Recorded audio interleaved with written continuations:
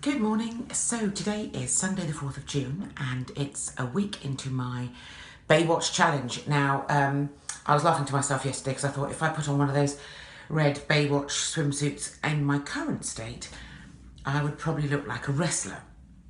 So I'm not even going to attempt that. However, my challenge now is an 11-week challenge, which is the cut-off date of the day that I go on holiday. And I'm aiming to lose another 2 stone. Now, the reason that I've given myself longer is because I did a 6-week challenge and I lost 2 stone and it was phenomenal. And I literally didn't put 1 foot wrong, really didn't put 1 foot wrong.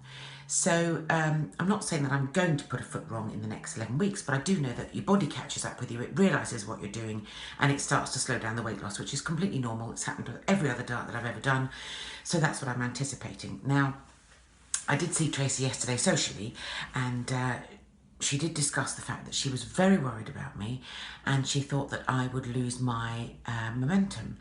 And I reassured her that I didn't think that was the case at all. Now, those of you that have been tuning in and that have really, really sweetly been following my my weight loss will know that I stopped my challenge on Sunday in the morning, had my weigh-in and had lost literally a gnat's wing off 2 stone. And then I was going to have a day of jollity with my friend from America. And then I was going to crack on again on Monday. And that's pretty much what's happened. What was interesting there was on that Sunday, I was going to drink. I don't normally drink. I was going to drink. And I thought, do you know what? I just don't fancy it. I'm going to have had a glass of Pimm's. And then I went on to water. And I didn't really eat much anyway. And what I did eat was all salads and protein, meat. So I was really pleased the way Sunday went. I didn't go, nuts. Because I just didn't want the sugar. It's interesting, isn't it? Anyway, so the rest of the week, cracked on again on Monday, all good. 2 tricky nights this week. I had takeaway. We were out with friends, and so 2 nights this week I had takeaway. But I kept my portion control really tight. I kept off the naan breads and I kept off the things that I would regard as, a dangerous carbohydrate for me, and tried to eat as lean and clean as I could. And what was interesting is I was at Sally's house and I did notice that when I finished my meal, she immediately whipped away all the cartons that were around me that I could possibly pick from. So, Sally, I noticed you do that very subtly, and thank you if you're watching. Now, those of you that are on Facebook with me will also realise that I had a 2-day mini break this week with my lovely friend Sal Moss, and we went to Champneys. Now, it was supposed to be a detox, and as far as food went, it was brilliant. I ate a lot, but it was all things that I could eat: the salads and bean salads and leaves and onions and all those sorts of things. And the food there is amazing. I did, however, decide to have a glass of wine, which then turned into a bit of a jolly, and we had 4 bottles, so I'm assuming we had 2 each. I never do that, unless I'm on holiday or at a wedding or something.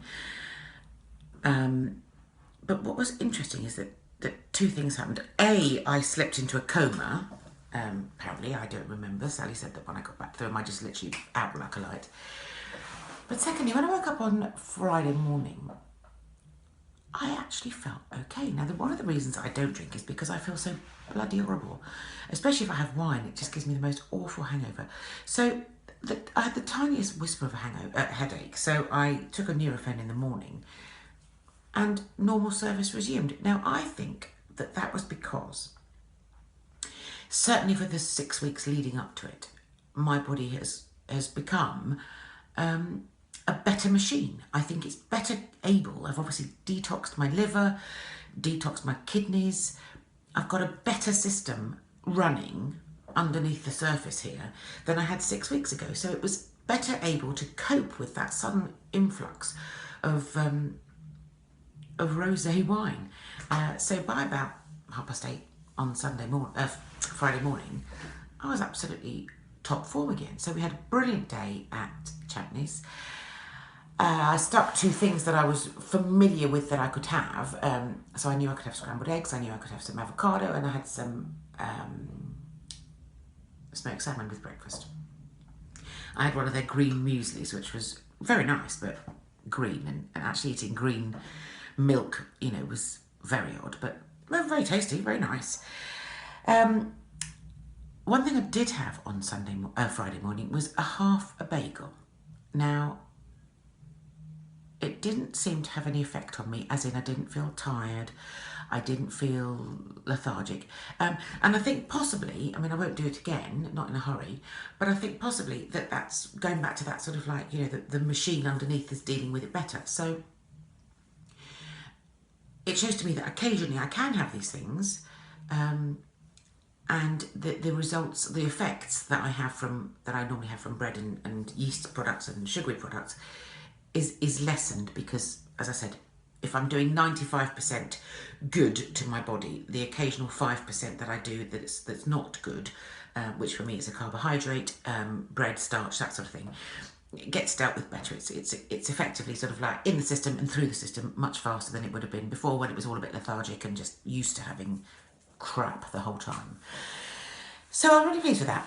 Anyway, so onwards and upwards, I'm continuing with my clean eating, and just about to go downstairs now and have my smoothie.